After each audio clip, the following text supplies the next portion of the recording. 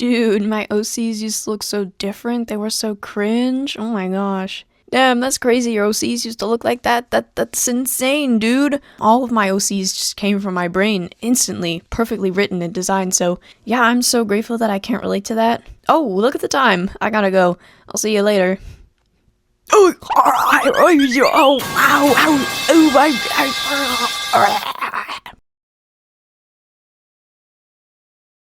oh, great heavens!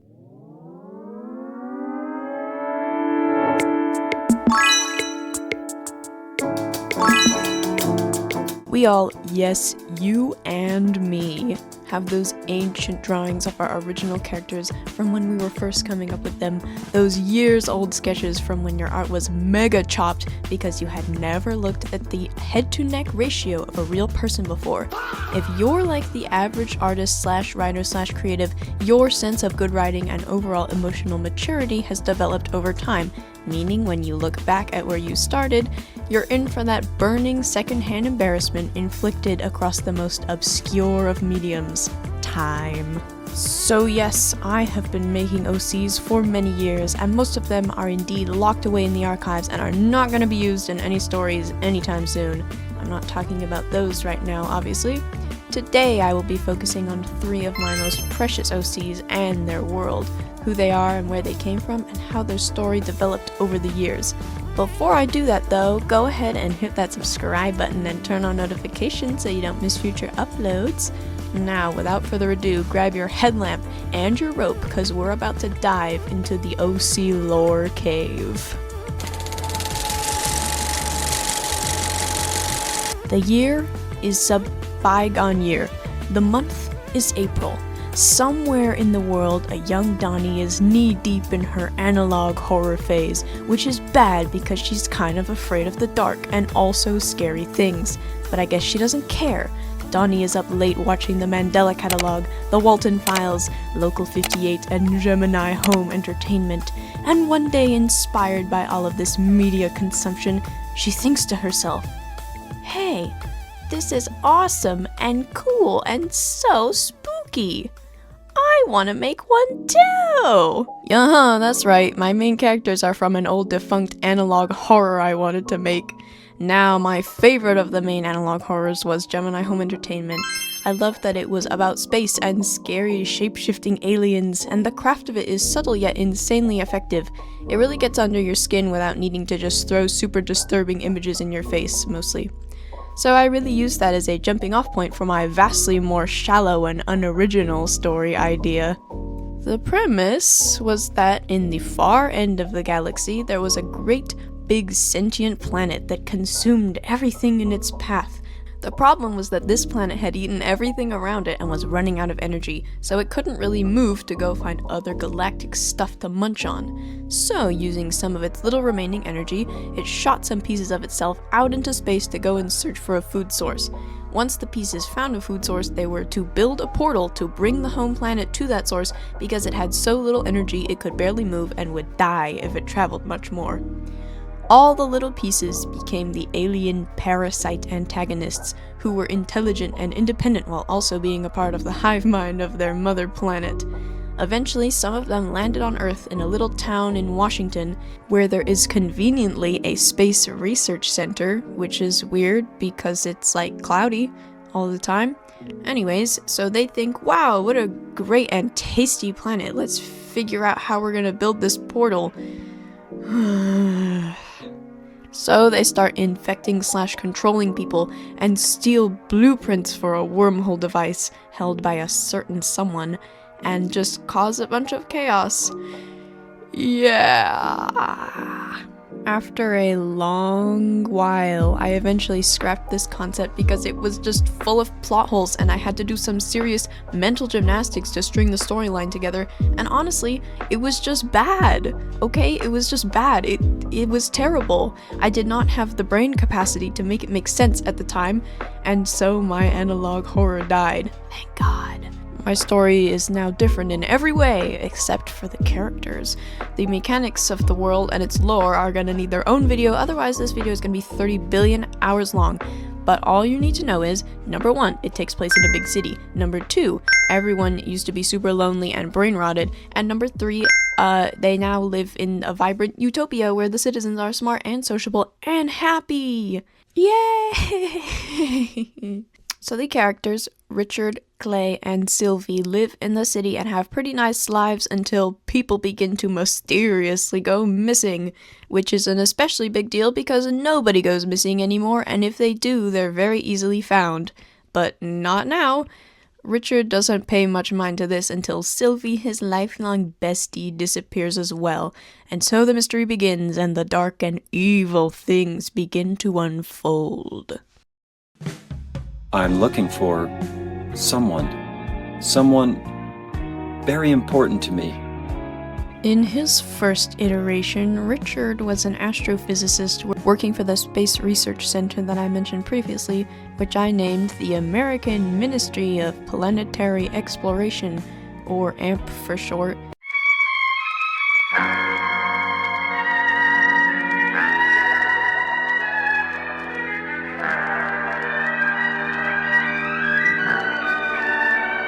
He was somewhat of a genius and was working on a design for, surprise, a portal device that would revolutionize space travel, or something. Richard had no friends and was very rude and unlikable. He often would talk down to his coworkers and was overall unpleasant.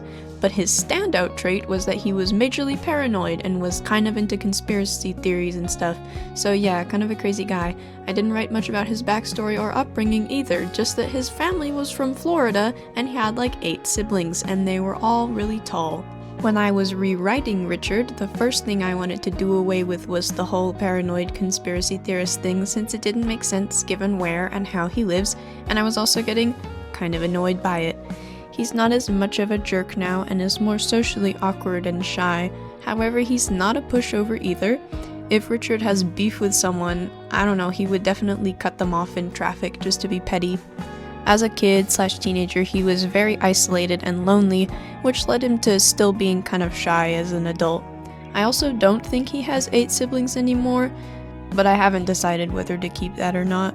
Richard also originally had graying hair because of his stress and paranoia, so it doesn't super make sense to have now, but it's one of my favorite features of his, so I kept it. I mean, he's like 40, so some gray hair isn't unrealistic, I suppose. Also, he's now a tax accountant! Yay! Honestly, his job isn't super important to the plot, or like important at all. Outside of his job, Richard plays beer league hockey, and lazes around on the couch with his dog and watches cable, and plays electric guitar by himself in his living room. Him and his bestie Sylvie have breakfast together every Sunday at their favorite cafe and hang out when they can, but she's super duper busy, unfortunately. Richard is quite satisfied with his life until Sylvie goes missing, after which he slowly begins to unravel, becoming more emotionally volatile and regressing a bit back into his self-isolating tendencies. Martin, Jeff, Martin Ward, mon homologue de l'OPP. Je sais qu'à première vue, comme ça, il a l'air d'un comptable homosexuel, là, mais je te pose apparence, il est pas comptable. Clay has gone through many a change, yes he has. At his inception, he was a front desk administrator kind of guy at AMP. Honestly, he was kind of really stupid. I'm not even sure why, but he was just really, really dumb.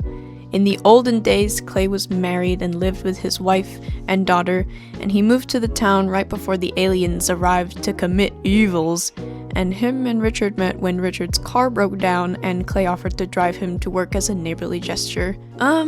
Richard became like very obsessed with Clay is the only way I know how to put it. Like, he was definitely in love with him in like a weird, obsessive way, which just does not fly with me anymore, so I'm glad that's over. The only reason I even mention that is because it was relevant to the story, unfortunately, because Clay was gonna be a victim of the mind-controlling parasites. Yeah, so he was gonna get mind-controlled and turn all evil and emotionally manipulate Richard for those sweet wormhole blueprints and prey on his emotional vulnerability. Oh, I hate it! I'm sorry, I hate it so much. It's just a trope that I do not enjoy. I don't know what I was on when I made this stupid plot. Like, I genuinely hate it so much. I've always had trouble with Clay as a character, since he was always just like a bland, shallow love interest, so he needed a crazy overhaul, honestly. So he's now a police officer, more on that later.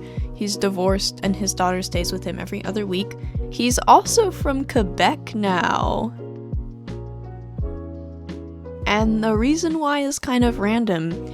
Basically, a while back I watched this movie, Bon Cop Bad Cop, which is about two cops, one from Ontario and one from Quebec, and they have to solve a murder together after the body of the victim ends up on the border of the two provinces. Spoiler alert!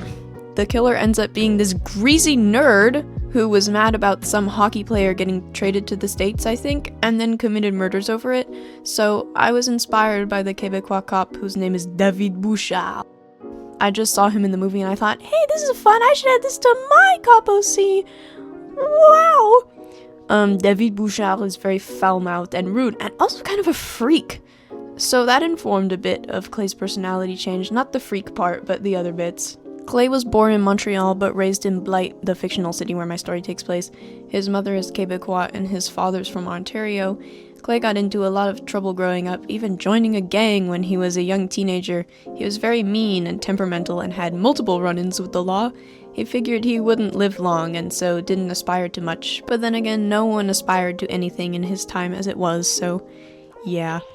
He went through a lot of rehabilitation, however, and developed emotionally by leaps and bounds. He became an officer to, in his mind, redeem himself and his past actions. In his free time, Clay goes to the gym, cooks and bakes, and plays pool at the bar.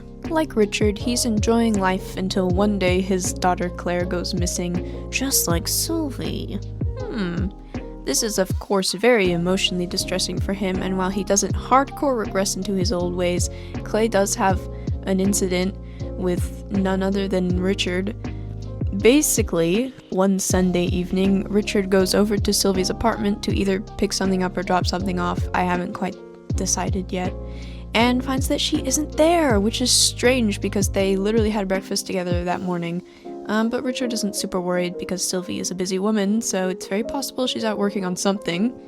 However, things quickly change when the cops show up, and lo and behold, the cops in question are Clay and another cop who's not important.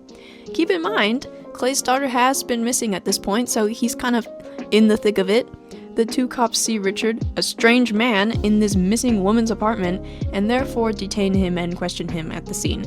Given his bad mood and the circumstances of this situation, Clay is convinced that Richard must be a disgusting criminal who kidnapped Sylvie and, more importantly, his daughter. As such, he kind of has a crash out at Richard and says a bunch of awful stuff to him.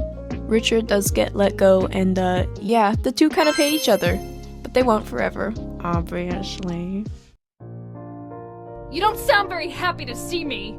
I've never been so scared in my whole life. You couldn't care less about me, could you? Sylvie is a bit of a newer character compared to the other two, but she was still made in the OG Washington small town era, so she's been around a while as well. Sylvie is the only one of these characters who has had a name change. Originally her name was Sharon, and I just changed it because I liked the name Sylvie more. She was originally a very minor character who honestly did not have much of a story. She was a single mother with a 6-year-old child, and basically Sylvie/Sharon's role in the story was to just be a random victim of the alien parasites. Her plot didn't go anywhere after that pretty much. She used to have different hair and a few piercings, and honestly that's all there is to talk about regarding her old design. Sylvie kind of got a huge promotion in the character hierarchy while I was doing this rewrite. She went from a random side character to having a much bigger role, which is exciting. Sylvie is a museum coordinator now, and also does not have a child anymore because Clay kind of filled the role of single parent already. She's pretty quiet but has a lot going on in that head of hers. Sylvie does not show anybody how much she's actually struggling because everyone else seems to be doing so well, and it just makes her feel like a weird outcast. So she prefers to drown her feelings by immersing herself in work. She was bullied and harassed in high school and could never really turn to anyone except for Richard, but he couldn't be much help either because he was stupid and useless. So she's kind of haunted by the memories of her adolescence and can't seem to shake them off in the same way Richard has, which she can't help but secretly resent him for just a little bit, even though she obviously adores him. Sylvie and Richard have been best friends forever and ever, and they're basically siblings. Like, I think they would die for each other.